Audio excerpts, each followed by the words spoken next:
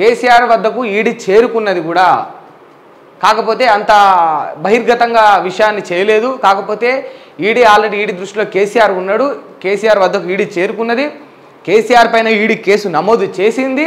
ఇక ఎవరెవరి పని? కేసీఆర్ పని, హరీష్ రావు పని, మళ్ళా మెదకు ఎంపీగా బీఆర్ఎస్ పార్టీ తరఫున పోటీ చేసిన మాజీ కలెక్టర్ అయినా మాజీ ఐఏఎస్ అయినా వెంకటరామిరెడ్డి, వీళ్ళ ముగ్గురి పని ఇక అయిపోయినట్టే, వీళ్ళ చాప్టర్ క్లోజ్ అని చెప్పేసి ఆ ప్రెస్ మీట్లో రఘునందన్ రావు గారు అయితే చెప్పిండ్రు. మరి రఘునందన్ రావు గారు అన్నప్పటికీ కూడా ఈ కేసీఆర్ పైన నిజంగా ఈడీ అనేది కేసు నమోదు చేసిందా అన్న విషయాలు అయితే అంతగా రాష్ట్రంలో బహిర్గతం అవ్వలేదు. ఎక్కడ కూడా టెలికాస్ట్ అయినట్టు కూడా ఎవరు కూడా స్టేట్మెంట్ ఇచ్చినట్టు కూడా మనం చూడలే. అయినప్పటికీ మరి రఘునందన్ రావు గారికి సీక్రెట్గా ఈ విషయం ఎవరైనా చెప్పిండ్రా అంటే కేసీఆర్ పైన ఈడీ నిఘా పెట్టేసింది, కేసీఆర్ విషయంలో ఈడీ దూసుకుపోతుంది, కేసీఆర్ పైన కూడా ఈడీ చర్యలు చేపట్టే దిశగా అడుగులు వేస్తుంది అన్న విషయం రఘునందన్కి ఎవరైనా చెప్పారా నిజంగా అనేది ఒక క్వశ్చన్ మార్క్. లేకపోతే కేవలం మీడియా ముందు అటెన్షన్ కోసమే రఘునందన్ రావు ఇటువంటి వ్యాఖ్యలు చేశాడా అనే రెండు అంశాలు అయితే ఇక్కడ మన ముందట ఉన్నాయి. ఒకసారి చూసుకుంటే వాస్తవానికి ఏంటి ఈ యొక్క ఫోన్ ట్యాపింగ్ అంశంలో అయితే కేసీఆర్ ఆల్రెడీ ఈ యొక్క కేసు రాష్ట్రం నుంచి రాష్ట్ర పోలీసు నుంచి అది సిబిఐకి చేరుకున్నది. సిబిఐకి ఈ ఫోన్ ట్యాపింగ్ యొక్క అంశం అయితే చేరుకున్నది. దాన్ని సెంట్రల్ నుంచి చేపట్టిరు. దానికి తగిన చర్యలు ఏ దిశగా ఎక్కడి నుంచి పావులు కదపాలో ఆల్రెడీ అధికారులు కదపడం అయితే మొదలుపెట్టిండ్రు. ఒక దిక్కు ఫోన్ ట్యాపింగ్, మరో దిక్కు కాళేశ్వరంలో జరిగిన అవకతవకలు, ఎవరైతే ఆ కట్టడాలు ఆ ప్రాజెక్టును మొత్తం పూర్తి చేసిన ఇన్వాల్వ్ అయిన ఈ యొక్క ప్రైవేట్ కంపెనీలు, ఆ యొక్క కంపెనీల యాజమానులు ఎవరైతే ఉన్నారో వాళ్ళందరినీ కూడా ఒకరినొకరిగా కూడా జస్టిస్ ఘోష్ గారు విచారణ చేస్తూ ఉన్నారు. మనం ఆ అంశం కూడా చూస్తూ ఉన్నాం. ఒక దిక్కు కాళేశ్వర అంశం, ఇంకో దిక్కు ఫోన్ ట్యాపింగ్ అంశం, ఇంకొక దిక్కు నిన్న మొన్న బాగా తెరపైకి వచ్చిన అంశం ఏంటంటే విద్యుత్ కొనుగోలులో అవకతవకలు జరిగినాయని. 10 రూపాయలకు కొనాల్సిన విద్యుత్తును 25 రూపాయలకు కొన్నారు అదనంగా. అసలు అంత డబ్బు పెట్టి ఎందుకు కొన్నారు అన్న? ఆయన వాడు తక్కువ ఇస్తా అన్న ఎక్కువ ఎందుకు కొన్నారు అంటే ఆ రకంగా డబ్బు వాళ్ళ దగ్గర కొనుగోలు చేసి అఫీషియల్గా ఆ లెక్కలను పూర్తి చేసి మళ్ళీ తిరిగి ఎక్కువ ఏదైతే డబ్బు ఇచ్చారో అందులో నుంచి కొంత పర్సెంటేజ్ తీసుకున్నట్టు కొన్ని అంశాలు అయితే తెర మీదకి వచ్చినాయి. ఇట్లా ఒక దిక్కు కాళేశ్వరం, మరో దిక్కు ఫోన్ ట్యాపింగ్, మరో దిక్కు ఈ యొక్క విద్యుత్తు కొనుగోలులో జరిగిన అవకతవకలు, ఇవన్నీ గుట్ల కేసీఆర్ చుట్టూ ఉచ్చు బిగుసుకున్నట్టే కనిపిస్తున్నాయి. అయినప్పటికీ కూడా మరి కేసీఆర్ తలొగ్గుతాడా?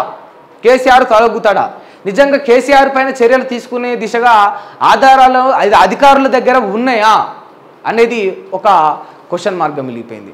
నిజంగా పాజిబులా కేసీఆర్ను అరెస్ట్ చేయడం పాజిబులా అనేది తెలంగాణ ప్రజల ముందు ఉన్న ఒక క్వశ్చన్ మార్కు, అధికారుల ముందు ఉన్న ఒక సవాల్.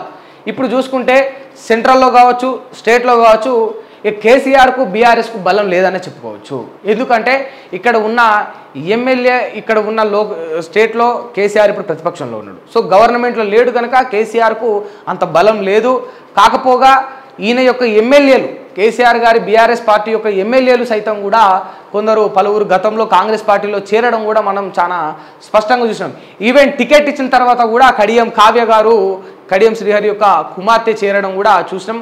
ఇద్దరు తండ్రి పుత్రిక ఇద్దరు కూడా పోయి కేసీఆర్ని కాదని చేరడం చూసినాం. కేకే మహేందర్ని చూసినాం, గద్వాల లక్ష్మిని చూసినాం, ఇక్కడ బొంతు రామ్మోహన్ చూసినాం, మళ్ళా ఖైరతాబాద్ నుంచి వెళ్ళి దానం నాగేందర్ను చూసినాం.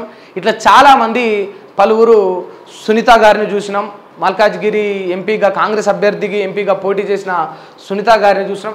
ఇట్లా చాలామంది బీఆర్ఎస్ నుంచి వెళ్ళి కాంగ్రెస్కు పోవడం ఒక రకంగా బీఆర్ఎస్కు రాష్ట్రంలో బలం క్రమేపీ తగ్గుతూ వచ్చిందని చెప్పుకోవచ్చు. ఇట్లా స్టేట్లో బలహీనపడింది బీఆర్ఎస్.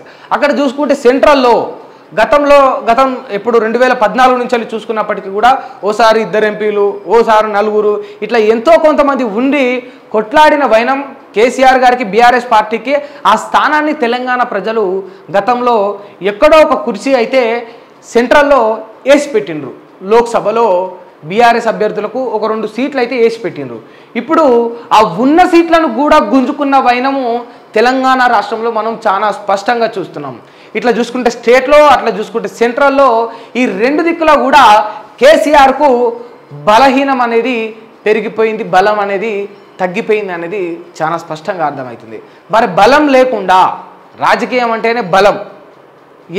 ఒక డైలాగ్ చెప్తారు, నాకు ఏమున్నా లేకున్నా ప్రజాబలం ఉన్నది, నా వెనకాల ప్రజలు ఉన్నారు అని చెప్తూ ఉంటారు కదా. కానీ వాస్తవానికి రియాలిటీ ఓడిపోయినప్పుడు చెప్పే డైలాగ్స్ ఇవి. యాక్చువల్లీ ఇన్డెప్త్గా చూసుకుంటే నిజమేంది అంటే, ఆ ప్రజాబలం మీకు లేదు కనుకే సీట్లు మీరు ఓడిపోయారు, ఆ సీట్లు మీరు కైవసం చేసుకోలేకపోయారు అని కూడా చాలా స్పష్టంగా అర్థమవుతుంది.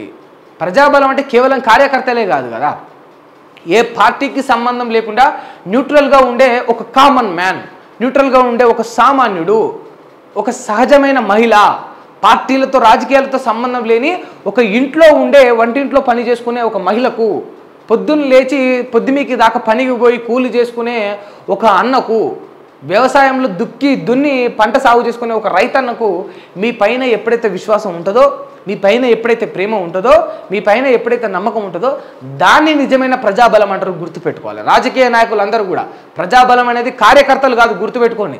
కార్యకర్తలు ఏమండి, వాళ్ళు ఒకానొక స్టేజ్లో ఏమవుతారంటే ప్యాషనేట్గా తయారైపోతారు, పిచ్చి అనేది వస్తుంది. ఏదో రేవంత్ రెడ్డి ఒక 2 మాస్ డైలాగులు చెప్పిండు అనుకో, ఒక యువకుడికి రక్తం ఉరకలేస్తుంది. మా రేవంత్ అన్న చూడు ఎట్లా మాట్లాడి ఇక ఫ్యాన్ అయిపోతాడు. వాడికి ఏం తెలిస్తే సమస్యలు గిమస్యల గురించి పట్టింపు లేదు.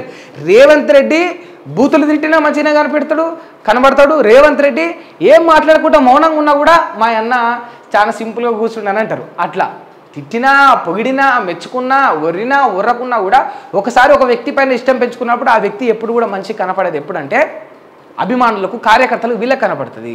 కానీ నువ్వు ఉన్నది ఉన్నట్టు నువ్వు మంచి చేస్తే మంచి, చెడు చేస్తే చేయడానికి గమనించేది ఏమంటే ఈ రాజకీయాలతోటి, పార్టీలతోటి సంబంధం లేని కార్యకర్తలకు కూడా దూరంగా ఉండి ఎవరి పని వాళ్ళు చేసుకునే ఈ కామన్ మ్యాన్స్ ఎవరైతే ఉంటారో వాళ్లకు నిజంగా తీర్పు అనేది డిసైడ్ చేయబడుతుంది. వాళ్ళు ఇచ్చే తీర్పే నిజంగా డిసైడ్ చేయబడుతుంది. వాళ్ళలో ప్రజాబలం ఉండాలి.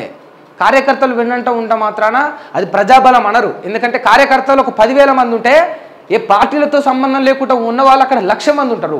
వాళ్ళ మనసులు గెలుచుకోవాలి, వాళ్ళను దృష్టి మళ్లించుకోవాలి, వాళ్ళకు తగిన న్యాయం చేయాలి. అప్పుడు దాన్ని ప్రజాబలం అంటారు. మరి కేసీఆర్ గారికి ప్రజాబలం ఉన్నదా లేదా అంటే ఉన్నది, కాకపోతే అది తగ్గిపోయింది అనేది ఇక్కడ వాస్తవం. ఎందుకంటే ఈయన కొట్లాడిండు, గతం నుంచి వెళ్ళి ఫైట్ చేసుకుంటూ వచ్చిండు తెలంగాణ ఉద్యమంలో. ఇక చెప్పుకుంటా పోతే అదొక చరిత్ర. ఆఖరికి గడ్డం గిట్ల కేసీఆర్ గడ్డం కూడా రోడ్డు మీదనే చేసుకున్నాడు, స్నానం గిట్లా రోడ్డు మీదనే చేసుకున్నాడు. ఆయన ఆమరణ నిరాహార దీక్ష చేస్తూ ఇక సౌరం కాంచెల్లి స్నానం దాకా కూడా రోడ్డు మీదనే చేసుకొని అటువంటి దీక్ష కూడా చేసిండు. అప్పటికే ఆయన స్పీకర్ అయ్యిండు, అయిపోయింది, ఎంపీ అయ్యిండు, అయిపోయింది. అంతటి హోదాను అనుభవించి వచ్చినవాడు రోడ్డు మీద అట్లా స్నానం చేయాలంటే ఎవరు చేస్తాడు ఈ రోజులల్లో? ఈ రోజులలో కాదు, ఆ రోజులలో ఎవరు చేసిరు? ఒక్క రాజకీయ నాయకుడైనా ఈ తెలంగాణలో, తెలంగాణ రాష్ట్రం కోసం సౌరం గడ్డం చేసుకొని స్నానం చేసిండా రోడ్ల మీద?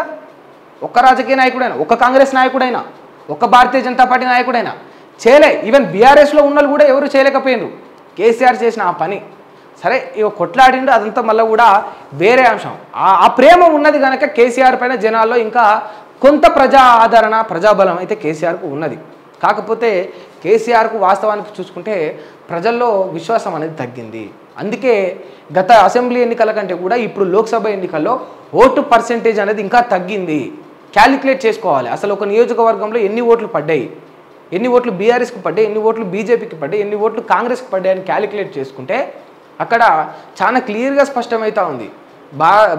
భారతీయ రాష్ట్ర సమితి పార్టీకి ఎన్ని ఓట్లు తగ్గినాయి అనేది, పర్సెంటేజ్ ఎంత నమోదైంది అనేది అది తెలుస్తూ ఉంది.